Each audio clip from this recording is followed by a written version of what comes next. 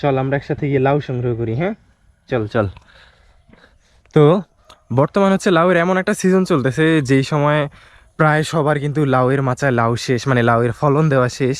আর এখন কেউ চারা গাছও লাগাচ্ছে না, যারা লাগানোর আগে লাগিয়ে ফেলছে। তো আমার একটা মাচা আছে যেটাতে এখনও লাউ একটু একটু করে ফলন দিচ্ছে। তো এখানে বেশ কয়েকটা লাউ আছে যেটা হচ্ছে গিয়ে মোটামুটি সংগ্রহ করার জন্য উপযুক্ত। তো এই মুহূর্তে আমি ওই লাউগুলো সংগ্রহ করতে চলে আসলাম।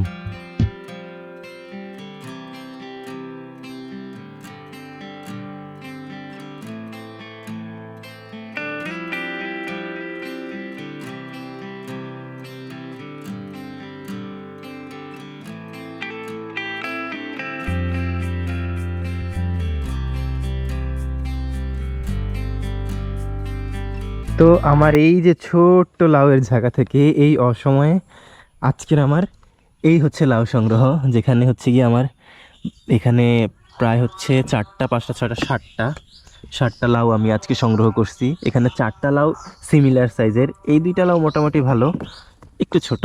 কিন্তু এই লাউটা হচ্ছে গিয়ে পাখিতে আঘাত করছিল, যার কারণে এটা ঠিকভাবে বিকশিত হয় নাই।